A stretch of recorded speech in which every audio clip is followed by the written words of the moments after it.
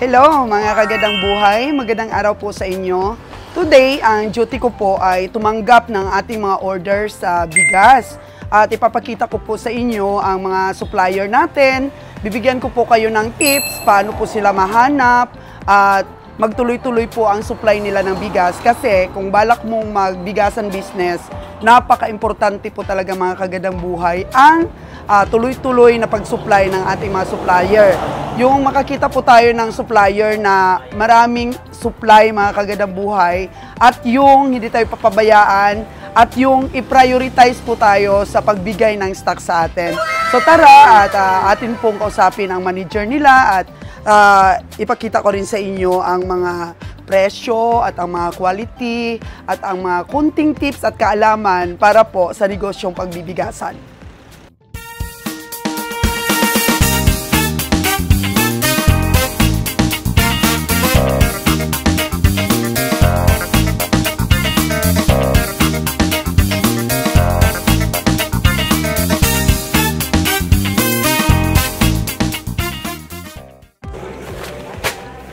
Meron po tayong dumating na 2 truck na delivery ng bigas. Galing po ito sa isang co-op dito, local rice po natin. At ang sako po natin ginamit ay Jolly Meal. Ayan, so 2 truck po ito for 675 bags. So ani po ito ng ating mga farmers. Tatangkilikin po natin ang local rice po natin. So, sir, will milled rice? Yes po, ma'am. Ayan, will milled rice. So magkaiba-iba, no? Solar dry, tapos ito mechanical dry. Oh. So ito sir, medyo buo-buo. So, prefer ko yan ang ipadala sa Boracay, isang trip. So ito, dito lang sa amin sir. So ayan, so gusto ko lang sabihin sa aking mga viewers na kahit na regular milled siya, iba-iba pong variety ng bigas. So hindi po talaga magkakatulad all the time. Different date of deliveries ang mga dala nilang bigas. Ayan po siya, gusto ko po ito dahil anong variety ito sir? 216 madam, saka 436. Oh, 216 at saka Long range po. ang saan ang long range dyan? Ito lahat po, ma'am. Lahat naman pero magkaiba ang puti, no? Kasi ito bilad sa araw. Bilad sa araw ito. Mechanical dry siya. Oh, mechanical dry po ito mga kagandang buhay. So mas maputi ang Solar dry. solar dry talaga. So, pero ito sir, gusto ko ang butil nito, malalaki. So, yan po ang ipapadala natin sa Boracay. So, si Sir Dexter po ulit ang nagmamanage ng giling sa Bugasong Multipurpose Cooperative. Ayan mga kagandang buhay, antiki po ito at medyo malaki po silang multipurpose cooperative. Billion na sir, no? Ang asset? Billionaires o million lang? Oh, billions ang asset nito. Mga kagandang buhay. So ito po ang kanilang truck na kinargahan. Ayan, at ang delivery po nila for today is 675 sacks of rice. So, inaabil po natin ito mga kagandang buhay dahil anihan.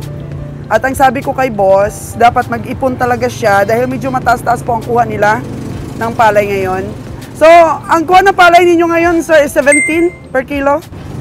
Yes po, madam. Oh, 17. Pero nakaraan, meron pa kami nabili na mga nasa 20 pa. Oh, nung nakaraan daw, may nabili pa silang nasa 20 pesos pa. Pero as of today, 17 per kilo ang presyo. Pero may kumukuha ng 18? Wala na siguro, madam. Kasi ngayon, pababa na yung presyo ng palay. O, pababa pa ng pababa. Traffic season na kasi. Oh, season na talaga po. Medyo dadami. So, makapagbenta na tayo ng 41 per kilo. So, ayan. Good morning, Sir Dexter. Yes po, ma'am. Good morning po. Ayan, si Sir Dexter. So, magkano na po ngayon ang running price, sir, ng kilo ng palay ang bili ninyo? Sa amin, ma'am, yung kuha namin, medyo mas mataas kaysa sa mga private doon. Which is na nasa range tayo ng 17 pesos in fresh palay, pababa. So, tinitingnan natin kung ano yung tawag yan, yung quality ng palay ng farmer. Which is Classify. Hindi naman sila malulugi kahit minsan basta kinukuha ng nasa tamang presyo para hindi naman malugi ang yung farmers. farmer natin. So lalo na pag membro ng co-op, no? Pag member ng co-op, meron pa siyang ano niyan, Dividendo? Meron pa siyang dividend pag dito nagbenta ng palay sa co-op. Ayan, sa mga kagandang buhay. At tayo po ay suki dito sa co-op. Membro na po ako, nagpa-membro na po ako mga gandang Yes buhay. po, si Madam, membro na po yan ng Bugasong Multipurpose Co-op. Para po makabil ako ng terms. Ilan lang ba ang terms ko sa inyo? 15 days? Hanggang doon lang ba yun, sir? Meron kang, Madam, di ba? Meron kang post-dated na inisyo, 15 to 30. Depende po sa, Ayan, so 15 days pa lang yung delivery akin. natin. Ito bang 675? Pwede ng 30 days? Try natin, Madam. Muna natin yan sa opisina for approval po siya. Ayan, for approval pa lang po tayo for 30 days. At yun po ay isang napakagandang opportunity, mga kagandang buhay. So sa paghahanap po ng supplier, doon na tayo sa malakas na buyer sa mga farmers. Support! Yes po. Kahit konti lang po yung kita ni Coop, importante po, Madam, makatulong tayo sa farmer. Sa farmer, ayan. So wala nang kumukuha ngayon ng 18 per kilo at saka pababa na ng pababa ang presyo, sir? Wala na siguro kasi cropping season na tayo, tsaka tawag dyan. Marami ng palay ngayon. Yung iba nagbabaan na ng presyo ng bigas, kaya nag-a-adjust na rin tayo. Tago mo lang, sir, para sa akin. Stop natin, Madam, para sa'yo. Kasi ang cook naman, malaki naman yung yung budiga. Yung budiga namin, Madam, medyo Puno na. hindi pa siya masyadong kalakihan. Pero naantay po tayo, baka may another project naman yung DA na ibigay sa atin, yung storage facility. Baka mabigyan tayo, tsaka tulong naman yun sa mga farmer namin na member. So nakita ko sa post mo kanina, medyo nagpaparinig ka sa Department of Yun nga, Madam. Agriculture. Medyo agad tayo ngayon kasi walang tulog. Kailangan nyo talaga ng harvester. Meron kaming harvester. Binigyan na kami ng DA, pero kulang pa rin siya kasi marami na yung farmer member na gustong mag-avail. Minsan hindi natin ma-cope up yung schedules kasi isa lang siya. Oo. So sir, wala na ngayong nagmamano-mano ng ani ng palay o gapas? Meron pa rin, Madam. Madami pa rin doon sa amin yung mga upland areas. Kailangan talaga manual harvest siya kasi hindi maakyat ng harvester.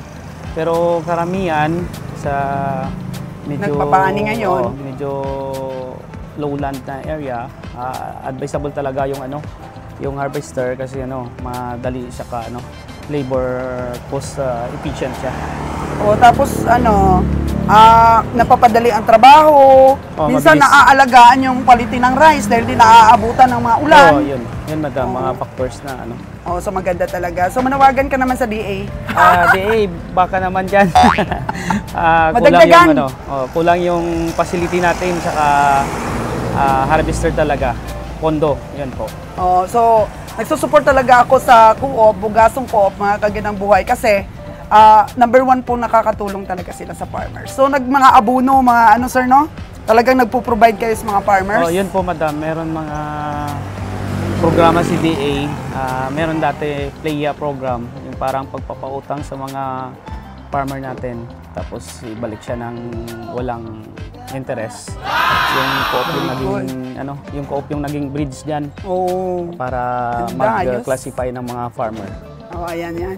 So, mga farmers natin, okay naman? Panalo naman daw sila this harvest? Depende, Madam. Pag yung farmer masipag siya, saka maalaga, di panalo siya. Pero pag tamad, yun. Maraming damo, hindi. Kulang sa alaga. Kailangan talaga sipag. Sige. So, ibaba natin ang isang truck, sir, at saka dali natin sa Boracay. Sige po, Madam. Okay. Sige po. Sa pagninegosyo po ng bigas, mga kagandang buhay, ang pagkakaroon po ng stable na supplier ay napakahalaga po, mga kagandang buhay.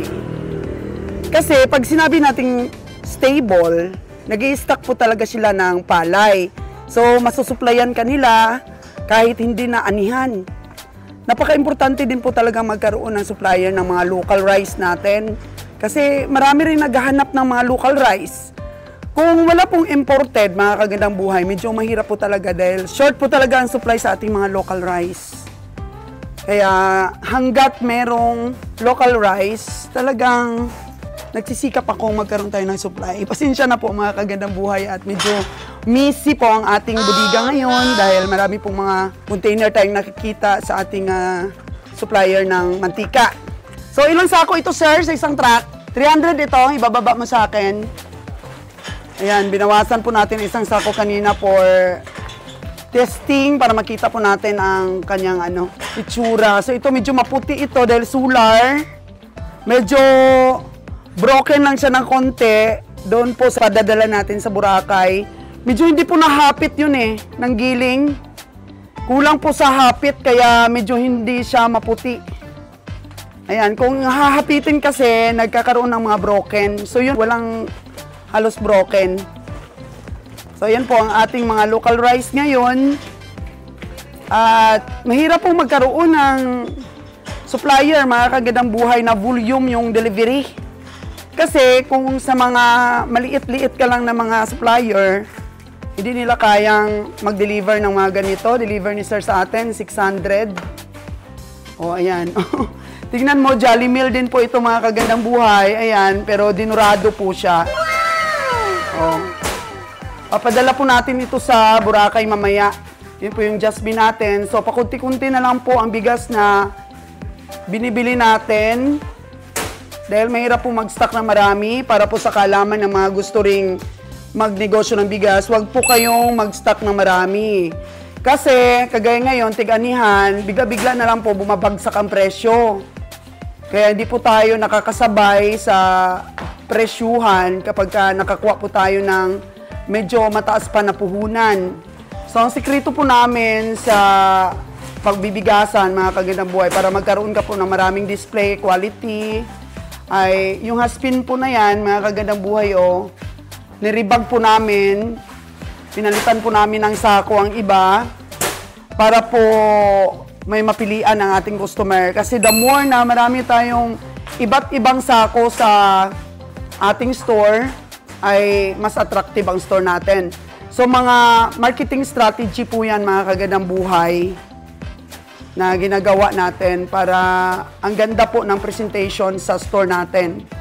Marami tayong quality rice na tinitinda na iba't ibang sako, pero pare-pareho lang po naman ang presyo. At nagkakaiba-iba rin ang presyo, mga kagandang buhay, depende po sa laman. Halimbawa, kanina, medyo maputi yung isa, pwede nating taas-taasan ng konti yon. Tapos babaan natin yung low grade. Para po bawi-bawi po mga kagandang buhay ang ang diskarte natin. So medyo mainit pa po yan bagong giling. Sabi ni boss ay bagong giling daw po. Hanggang magmadaling araw po na kanilang giniling. So mga anong oras na yan giniling hanggang kanina? Mula kagabi? Madam, tapos kami mga 2 a.m. 2 a.m. na daw sila natapos. So, medyo mainit pa po talaga ang laman ng sako. So, ang sabi ko kay Sir Dexter na yung i-imbak niya na palay para po hanggang magtapos ang anihan ay ma-supply pa siya sa atin. Dapat solar dry. Kasi pagka mechanical dry, mga kagandang buhay, hindi po nagtatagal. So, nagbubukbok po ang bigas. Halimbawa, kumuha ako ng ganito karaming bigas, tapos hindi ko siya napaubos ng isang buwan. Ang mechanical dry po, mga kagandang buhay, umiiba po ang itsura. Parang nagiging pulbos na po siya. Oh, no! Ayan, parang nag-aamag. So, mas maganda pa rin po talaga yung solar dry, mga kagandang buhay. Mas matagal po ang buhay niya. So, hindi po masyadong nag-iiba ang quality ng bigas. Kung maputi po siya nung giniling, may stock po siya natin hanggang 3 months, ganun pa rin po ang itsura niya. Pero pagka mechanical dry, dapat mabilisan po ang pag-dispose. So ito pong iniwan natin ay solar dry daw po ito. Papadala natin sa Boracay ay yung mechanical. Ayan po ang sikreto natin sa bigas, mga kagandang buhay. Ipakita ko po sa inyo kung ano po ang pag-display nila mamaya sa Boracay nito. Kung makapunta tayo, mga kagandang buhay. So, ayan po ang pag-filing nila ng bigas. At nasabi ko na po kanina, mga kagandang buhay, na mas maputi po itong bigas na to kumpara dun sa isa. So, papadala natin sa Boracay. Kunti lang po ang variety ng bigas na ino-order ko ngayon sa Boracay. Gawa ng medyo mahal po ang bigas sa Mindoro. Ang napakabili po na bigas sa Boracay ay Mindoro rice at saka Hasmin. So may dumating po tayo kahapon na Hasmin, mga kaganang buhay. At ang diskarte ko po, ito po yung Hasmin na natira dito sa bodega. Pinaribag ko po sa ibang sako rin ang ibang Hasmin. Ito po ay Jolly din pero dinurado po ang kanyang tatak. Para po sa display doon sa aming displayhan sa Boracay ay may iba ding makikitang variety yung ating mga consumer, mga kaganang buhay. So for the purpose po na mapaganda natin ang ating display doon sa Boracay pag iba't ibang sako po ang nakalagay. Pero ang pinapatong lamang namin nito dito pag naribag na ay syempre yung mga kaganang buhay yung sweldo natin. So medyo konti lang po naman ang diferensya ng presyo. Halimbawa, 20 pesos, ganyan, 30 ang diferensya po ng presyo. So ito naman mga kagadang buhay, pwede rin pong iribag ko ito sa ibang sako para po madagdagan ang ating kulay ng sako na dinidisplay doon sa displayhan natin. Kasi pag tiningnan po sa display, pagka nag-display tayo ng per kilo, iba naman siya. Iba naman ang itsura niya. Kasi mas maputi siya doon sa ganitong sako na i-display ko doon sa Boracay. So, ibahin natin ang sako nito. And then, ang presyo din po, ibahin natin ng konti. Kasi, siyempre, nag-labor po tayo. Konti lang, mga kagandang buhay. So, ganyan po ang ginagawa natin. Kasi kung isa lang po talaga ang sako na dinidisplay natin, parang wala pong glow, wala pong sigla ang ating store dahil ano ba yan? Wala namang mapagpipili ang bigas. So, as long na magkaiba po ang butil ng bigas, pwede po natin gawing magkaiba ding sako, mga kagandang buhay. Kasi sa negosyo pong pagbibigasan, diskarte po ang kailangan, ang malawak po na pag-iisip kung paano po natin yon mapaganda at magkaroon tayo ng iba't ibang klaseng bigas na itinitinda. Ayan po ang aking tip, mga kagandang buhay. Kailangan lang po talaga may bag closer ka at saka kahit nagre-rebag ka ng bigas ay sakto po talaga sa kilo. Minsan po ang mga delivery namin, kagaya nito nung nakaraan, siguro nagka-diferensya yung kiluhan nila, kulang po ang kilo. Imbes na 25 kilos, naging 24.70. At yan po ay isang malaking trabaho dahil inuulit po namin ang pagribag para lang po na maging kompleto at 25 kilos po talaga siya. Kasi kung magbenta po tayo ng bigas na kulang sa kilo, pwede po tayong ireklamo, mga kagandang buhay. Kailangan ang store po natin ay kilala na hindi po tayo nanlalamang. Kaya minsan masilan po ako sa aming mga supplier, alam po yun ni Sir Dexter, na nagrereklamo po talaga ako pag kulang sa kilo ang kanilang dinideliver.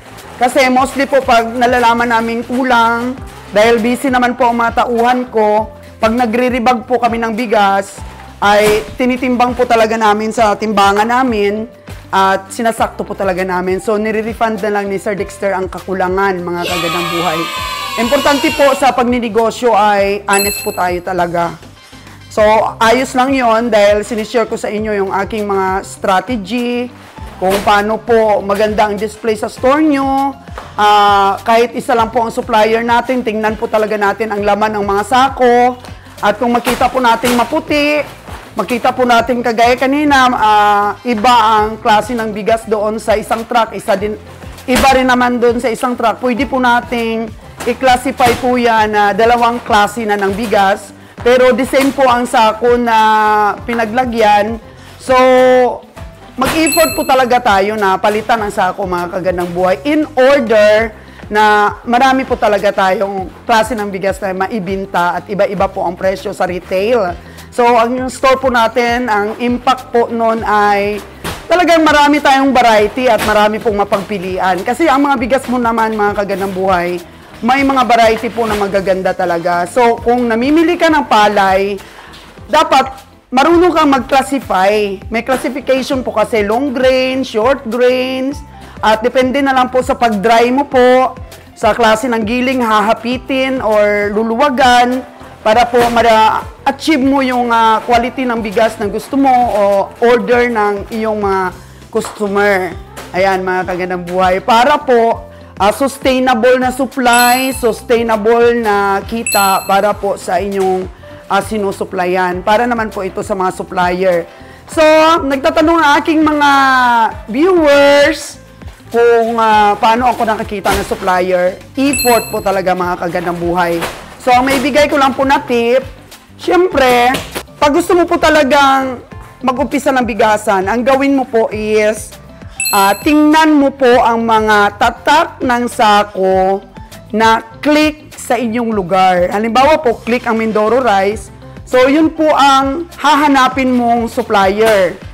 At saka, diskartihan po mga kagandang buhay. Ako, nag-iikot po ako sa mga gilingan. Kaya po, nakita ko si Sir Dexter. Malaki po talaga ang gilingan nila dahil ang Department of Agriculture po ay nagsusupport din naman sa ating mga cooperative na mabigyan po ng magandang simulain para po makatulong talaga sa mga farmers natin. Dahil ang mga cooperative po, sila po yung malakas bumili. Sila po yung malakas mag-supply. So, yun po ang ating pagsikapan mga kagandang buhay pagka gusto nating mag-umpisa ng bigasan. Mag-effort talaga. Ayan, bago po mag-umpisa, balak mo pa lang, magtingin-tingin, tsaka kumausap ng mga pwedeng maging supplier. Siyempre, pag nakasanayan ka na nila, kagaya nga sabi ni Sir Dexter kanina, from 15 days term, pwede na ako maging 30 days. Ang kagandahan po nun, makakuha po ako ng maramihan sa kanila.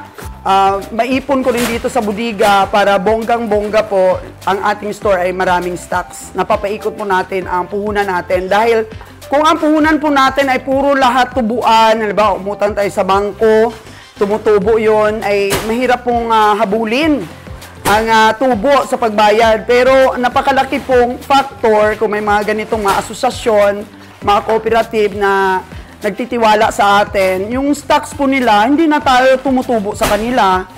O issue na lang natin ng PDC check at okay na. So, makakatubo po talaga tayo para po masustain natin ang ating mga expenses at para po makapag-expand pa po tayo kung ano po yung mga dapat.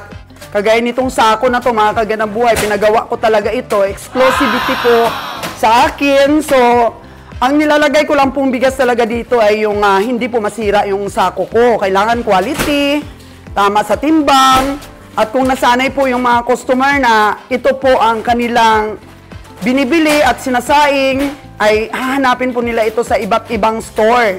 Pero hindi po nila nakikita, dito lamang po yan sa amin, mga kagandang buhay. So, kagaya po ng sabi ko kanina, i-rebag ko po ito mga kagandang buhay dahil iba po ang itsura niya. Gagamit po ako ng generic lang na sa ayun. So, dapat kung decided ka na magnegosyo, alam mo yung mga diskarte.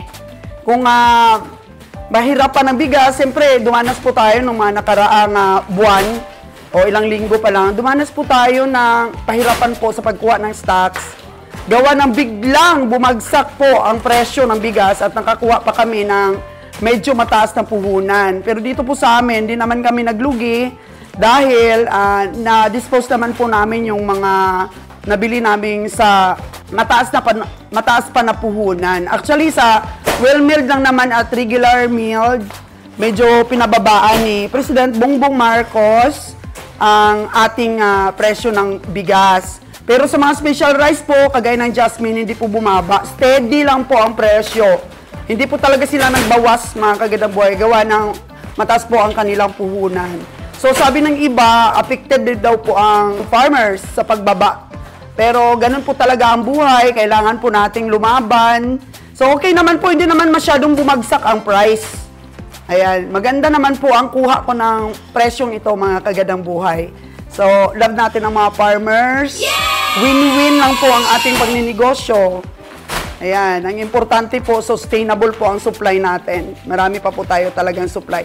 So, hinihintay po natin na ang Mindoro Rice po ay bumaba ang presyo. Kasi as of now po, 1,180 pa po ang kalahating kaban ng Mindoro Rice. Nung nakaraang linggo po is 1,240 pa. Isang buwan na po ako or mahigit na hindi po ako mo-order sa Mindoro kasi po ang Mindoro Rice ay well-milled lang rin po ang kanilang quality of rice. Siyempre, ang pinagmamalaki po ng Mindoro ay yung lasa. Pero kaya na rin po siyang pantayan ngayon ng mga local rice natin dito dahil napakaganda pong mga variety ng mga palay ang binibigay ng Department of Agriculture. So, mostly po talaga hindi na nagtatanim ang ating mga farmers ng matitigas na bigas.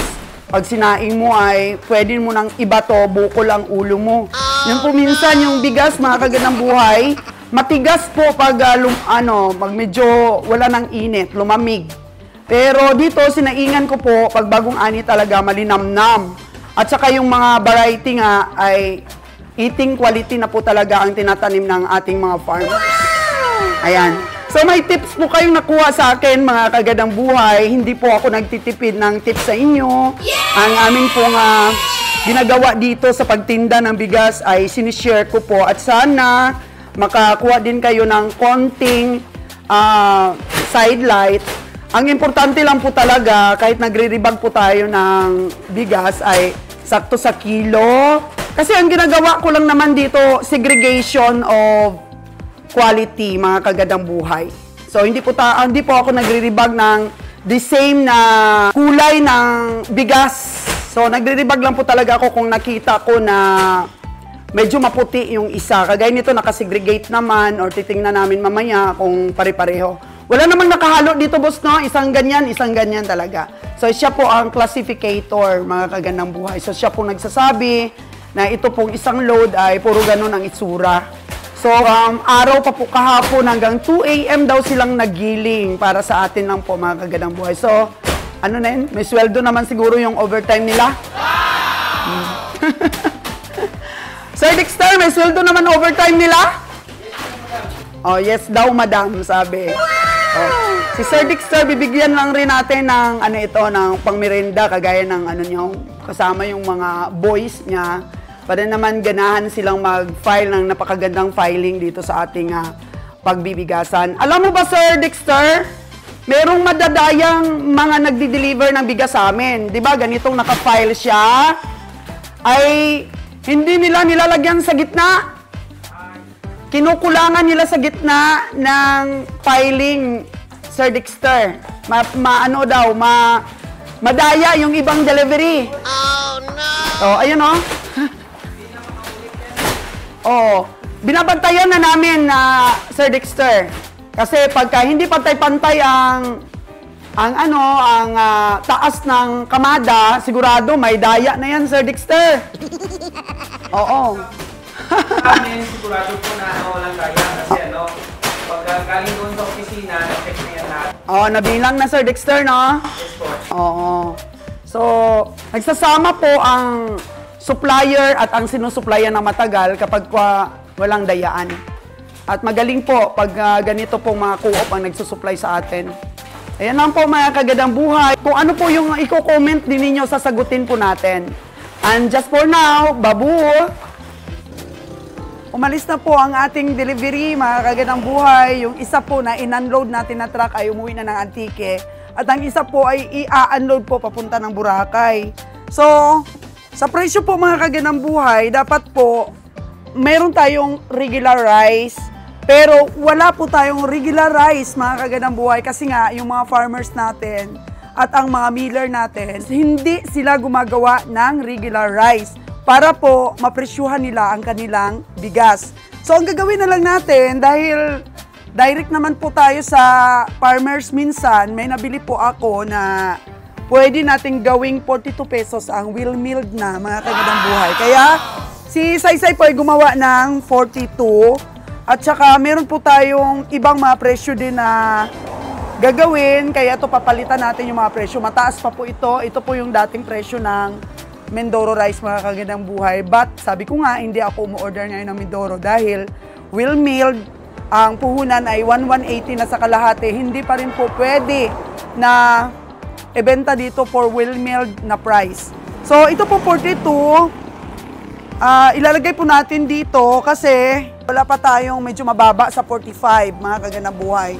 At yun nga kanina na medyo maganda ang na-deliver na bigas na isang load. Gagawin po natin siya sa retail na 46 para po bangga po natin dito sa 42. Ayan, yan po ang mga strategy bawi tayo dun sa maganda, piso. May ibababa din po tayo na presyo ng bigas na konting-konti lang ang tubo natin. So for 42 na wheel milled, understandable naman po mga kagandang buhay na konti na lang ang ating tubo dito. At babawi din po tayo mga kagandang buhay sa na-deliver sa atin na mas maputi. Gagawin po nating 45, yung medyo hindi maputi at saka 46. Kasi ito 45, maputi din siya mga kagandang buhay ha. Pero yun nga, mechanical ang pagbilad ng palay sa kanya. So sa dryer po. Ito naman, yung mas maputi kanina, ito yon. Ito nga yung sinasabi ni Sir Dexter kanina na ito yung sa solar at ito naman yung sa mechanical. Magkaiba po talaga sila mga kagandang buhay oh. Magkaiba. So ngayon, di-display na natin ito, mga kagandang buhay dito. Ayan. So alam mo ba na ilang years na ako nagtitinda ng bigas, nagkakaroon na ako ng muscle para po ka-display tayo kahit mga walang lalaking naka-duty. So, dito po natin ilalagay. Ayan, ganyan. Dati umorder pa ako ng panandok na stainless. Nabubutas po ang sako, nasusugatan po kami. Mas maganda po na ganito na lang o sa ketchup ito. Medyo maano siya, matibay. At saka hindi tayo nasusugatan, magaan pa. At hindi sumasabit sa sako. So, dito natin ilalagay yung medyo maputi-puti. Binigyan ko kayo ng mga tips. Ganyan lang po sa pagtitinda ng bigas. Discarding tunay lang po mga kagandang buhay. Sana may nakuha po kayong tips for today mga kagandang buhay. So, ayan lang. At happy selling sa mga suki kong na manunood na nakapag-umpisa na ng ganitong negosyo.